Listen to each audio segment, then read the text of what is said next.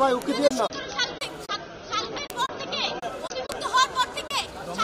শিক্ষার্থীরা বারে বারে রাস্তায় নেমেছে, বলেছে আমাদের সংকট নিরসন করে।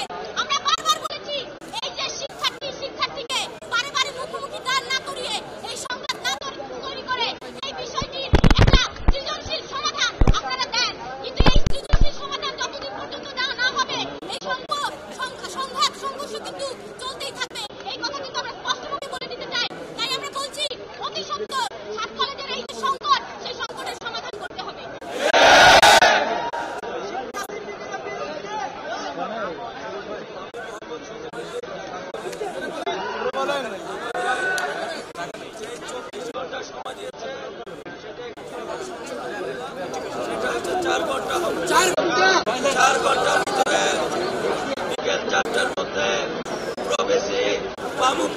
পদত্যাগ করতে আর এই আমাদের কলেজের শিক্ষার্থী যেভাবে নির্মম সেই আওয়ামী লীগের আমলে শুনিয়েছে ঠিক আগামী 4 ঘন্টার এই হামলাকারীদের শনাক্ত করে বিচারের আওতায় আনতে হবে।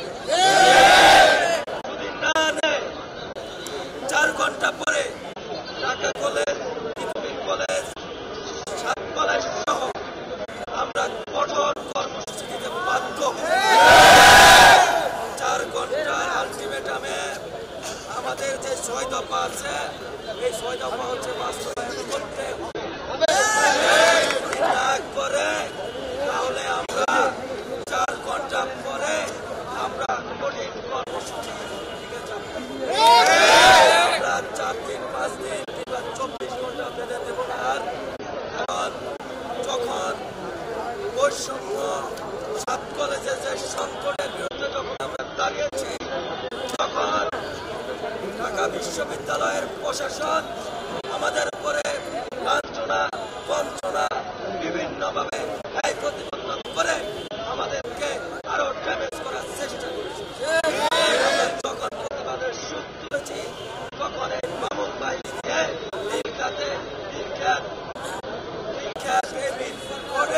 আমাদের উপর অতর্কিতভাবে হামলা হয়েছে।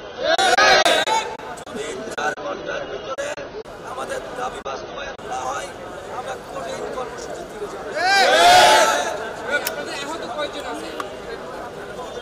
আমাদের আহত আমরা 60 জন এখন পর্যন্ত আমাদের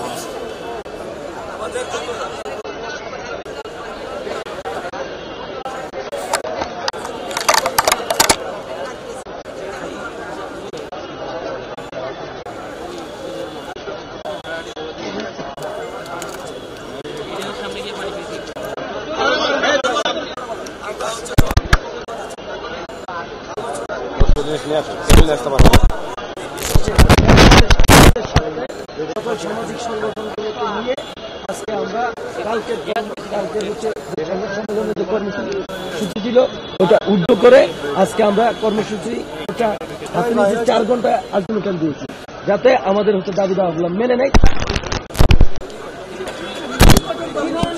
আচ্ছা, ওইটা হচ্ছে 4 ঘন্টা পরে আমরা এসে জানিয়ে দেবো আমরা কি ধরনের কর্মসূচি দিব। আচ্ছা, ছাত্রদলের যে বিষয়টা যখন একটা মুভ ক্রিয়েট হয়ে গেছে, এখন এখানে কি ছাত্রদল ছিল নাকি ছাত্র শিবির ছিল ওটা দেখার বিষয় ছিল না, বা আমরা খুঁজে বের করতে পারি নাই। ঢাকা বিশ্ববিদ্যালয় সবাই হল থেকে ছেলে পেলে যারা ছিল ওরা বেরিয়ে আসছে, ঢাকা কলেজের হল থেকে সবাই বেরিয়ে আসছে, যাতে ক্যাম্পাস টু ক্যাম্পাসে যে প্রাতিষ্ঠানিক যে দ্বন্দ্ব সেই দ্বন্দ্বকে ওটা চলে গেছে। এখানে ছিল না।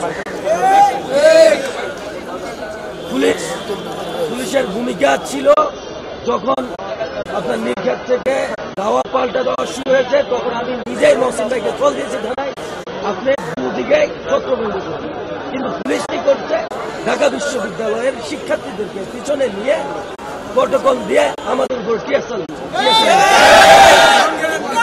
তারপর যখন আমাদের ইডেনের বোনেরা যখন বেড়ে আসছে, তখন নীল খেতে ঢাকা বিশ্ববিদ্যালয়ের শিক্ষার্থীরা তাদের প্রতি হচ্ছে কুরুচি মন্তব্য দিয়ে হচ্ছে কি ইট প্যাসকেলও মারছে, ইডেন হচ্ছে কি তারা হচ্ছে কি কুরুচিমূলক হচ্ছে কি মন্তব্য দিয়েছে।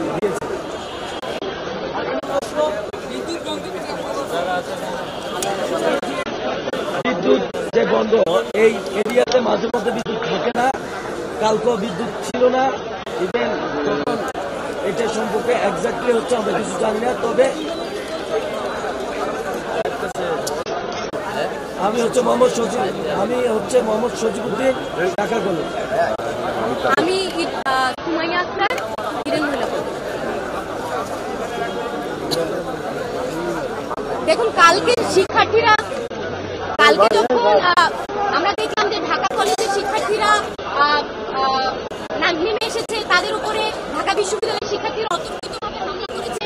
তারপরে কিন্তু ঢাকা ইডেন কলেজের সকল মেয়েরা রাস্তায় নেমে এসেছিল এবং এর প্রতিবাদে তারা কথা বলতে শুরু করে। কিন্তু আমরা সেখানেও দেখেছি যে পুলিশ, বিজেপি পরবর্তীতে কিন্তু সেখানে টিয়ারশেল নিক্ষেপ করেছে। আমাদের অনেক মেয়ে শিক্ষার্থী কিন্তু আহত হয়েছে, আঘাতপ্রাপ্ত হয়েছে। ফলে আমরা বলছি, এই যে জুলাই অভ্যুত্থানের সময় আমরা দেখেছিলাম 15ই জুলাই পুলিশ এবং ছাত্রলীগের পেটোয়া বাহিনী সাধারণ শিক্ষার্থীদের হামলা করেছিল, আমাদের নারী শিক্ষার্থীদের আহত করেছিল। কালকেও কিন্তু আমরা দেখলাম ঠিক একই কায়দায় আমাদের শিক্ষার্থীদের উপর, আমাদের নারী শিক্ষার্থীদের উপর হামলা করা হয়েছে। ঢাকা বিশ্ববিদ্যালয় কিছু শিক্ষার্থী যারা এই আন্দোলনকে প্রশ্নবিদ্ধ করতে রাস্তায় নেমেছিল, উস্কানিতে করে রাস্তায় নেমেছিল, তারা আমাদের নারী শিক্ষার্থীদের নিয়ে নানান ধরনের অঙ্গভঙ্গি করেছে, নানান উস্কানিমূলক কর্মকাণ্ড করেছে। এর আমরা তীব্র নিন্দা জানাই এবং এই যে সকল শিক্ষার্থী এই কর্মকাণ্ডের সাথে জড়িত ছিল তাদের আমরা দৃষ্টান্তমূলক শাস্তির দাবি করছি।